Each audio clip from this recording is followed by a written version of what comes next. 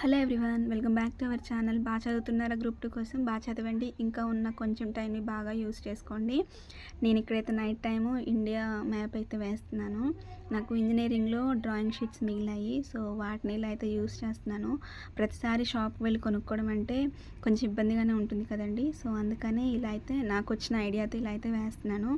దీన్ని ఒక గోడ మీద తగిలిచ్చేసుకొని ఎప్పుడు నేను ఏ టాపిక్ చదివితే ఆ టాపిక్కి సంబంధించిన ప్లేసెస్ కానీ, రివర్స్ కానీ ఏదైనా ఉంటే వాటిని అక్కడ పాయింట్అవుట్ చేయొచ్చు అని చెప్పేసి ఇలా అయితే వేస్తున్నాను. తర్వాత ఇక్కడ నేను సైన్స్ అండ్ టెక్నాలజీ అయితే నోట్ చేసుకుంటున్నాను. చాలామంది నాకు తెలిసిన చాలామంది పేపర్ 1 ఏముంది, మిగిలిన 3 పేపర్సే బాగా చదవాలి అని చెప్పేసి అంటూ ఉంటారు. మిగిలిన 3 పేపర్స్ ఎంత ఇంపార్టెంటో పేపర్ 1 కూడా అంతే ఇంపార్టెంట్. మిగిలిన 3 పేపర్స్కి ఎన్ని మార్క్సో పేపర్ 1కి కూడా అంతే మార్క్స్ కదా. సో అయితే దాన్ని చాలామంది నెగ్లెక్ట్ చేస్తారు. ఎస్పెషల్లీ గ్రూప్ 1 రాసిన వాళ్ళైతే ఆల్రెడీ గ్రూప్ 1 ప్రిలిమ్స్కి చదివి ఉన్నాం కాబట్టి ఇప్పుడు టైం వేస్ట్ అవ్వకుండా మిగతా 3 పేపర్స్ మీద కాన్సన్ట్రేషన్ చేద్దామని చెప్పి మిగతా వాటిని చదువుతూ ఉంటారు. అయితే అలా కాకుండా మిగతా పేపర్స్ ఎంత ఇంపార్టెంట్, మిగతా 3 పేపర్స్ ఎంత బాగా చదువుతున్నామో పేపర్ 1 చదవడం కూడా చాలా ఇంపార్టెంట్. కరెంట్ అఫైర్స్ ప్రతిరోజు ఫాలో అవుతాము. కరెంట్ అఫైర్స్ ఫాలో అయ్యే వాళ్ళకి సైన్స్ అండ్ టెక్నాలజీకి సంబంధించి కానీ, ఇంటర్నేషనల్ రిలేషన్స్ గురించి కానీ, కొత్తగా జాగ్రఫీకి సంబంధించిన ఏమన్నా కొన్ని క్వశ్చన్స్ కొత్తగా యాడ్ అవుతూనే ఉంటాయి. సైన్స్ అండ్ టెక్నాలజీకి సంబంధించి అయితే ప్రతిరోజు ఏదో ఒకటి అయితే న్యూస్లో ఉంటుంది. ఏఐస్ కానీ ఇట్లా ఏదో ఒకటి అయితే న్యూస్లోనే ఉంటుంది. కానీ మనం అవి చదువుతున్నాం కాబట్టి ఎగ్జామినర్ ఇచ్చే పేపర్ని దృష్టిలో పెట్టుకొని, ఎగ్జామినర్ మనకి అన్ని ఇండైరెక్ట్ క్వశ్చన్సే ఇస్తారు కాబట్టి సో దాన్ని మనం దృష్టిలో పెట్టుకొని గ్రూప్ 1కి ప్రిపేర్ అయినట్టు కాకుండా గ్రూప్ 2కి ఇంకొంచెం డిఫరెంట్గా ప్రిపేర్ అవ్వడం. ఇప్పుడు సైన్స్ అండ్ టెక్నాలజీకి సంబంధించి రీసెంట్ న్యూస్లో వచ్చాయి ఎంత ఇంపార్టెంటో అంతకుముందు జరిగినవి కూడా అంతే ఇంపార్టెంట్ కదా. గ్రూప్ 1 చూసుకుంటే చాలా వరకు సైన్స్ అండ్ టెక్నాలజీకి సంబంధించి క్వశ్చన్స్ వచ్చాయి.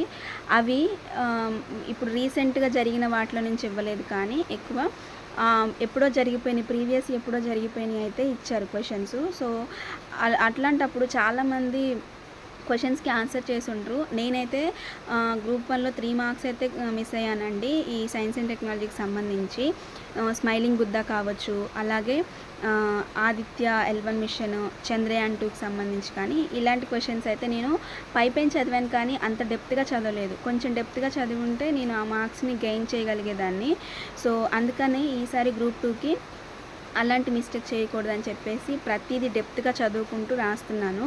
మీరు ఇంతవరకు ఏ అదర్ బుక్స్ ఫాలో అవ్వట్లేదు, ఇంకా కొనుక్కోలేదు సైన్స్ అండ్ టెక్నాలజీకి సంబంధించి అనుకుంటే తెలుగు అకాడమీ బుక్ని ప్రిఫర్ చేయండి. ఆల్రెడీ కొనుక్కున్న వాళ్ళు, వేరే పబ్లికేషన్స్ని కొనుక్కున్న వాళ్ళైతే మాత్రానికి ప్రతిదాన్ని కూడా point to point, line to line చదవడం నేర్చుకోండి.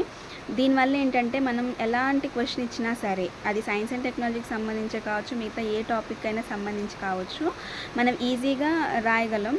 అయితే సైన్స్ అండ్ టెక్నాలజీలో తెలుగు అకాడమీ బుక్లో ఏంటంటే 10 చాప్టర్స్ ఇచ్చారు. సో ఈ 10 చాప్టర్స్లో ప్రతిదీ కూడా పాయింట్ టు పాయింట్ ఉంది. నేను చదివేది ఏంటంటే క్షిపణులు అనే టాపిక్.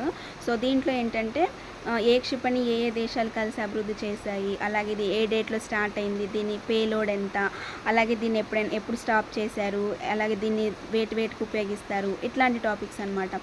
సో ఈజీగా ఉంది. అలాగే అబ్రివేషన్స్ మస్ట్ అండ్ షుడ్గా గుర్తుపెట్టుకోవాలండి. ఎందుకంటే అవి ఒక్కొక్కసారి మనం ఎగ్జామినర్ మనకి ఎలా క్వశ్చన్ ఇస్తారో తెలియదు కాబట్టి, మ్యాచ్ ద ఫాలోయింగ్ కానీ ఎట్లా ఇస్తారో తెలియదు కాబట్టి అబ్రివేషన్స్ గుర్తుపెట్టుకోవడం కూడా చాలా ఇంపార్టెంట్. సో నేను అందుకనే టైం కొంచెం నాకు ఎక్కువైనా సరే నేను ప్రతిదీ రాయాలని చెప్పేసి ప్రతిదీ నోట్ చేసుకుంటున్నాను. నాకు తెలుసు కొంచెం టైం ఎక్కువ అవుతుందని, అయినా సరే నేను ఎంత ఇవ్వగలనో నాకు తెలియదు, కానీ నేను ఎగ్జామ్ రాసేటప్పుడు మాత్రంకి నేను పర్ఫెక్ట్గా రాయాలి అని చెప్పేసి ఈసారి గ్రూప్ 2కి ఇలా ప్రిపేర్ అవుతున్నాను.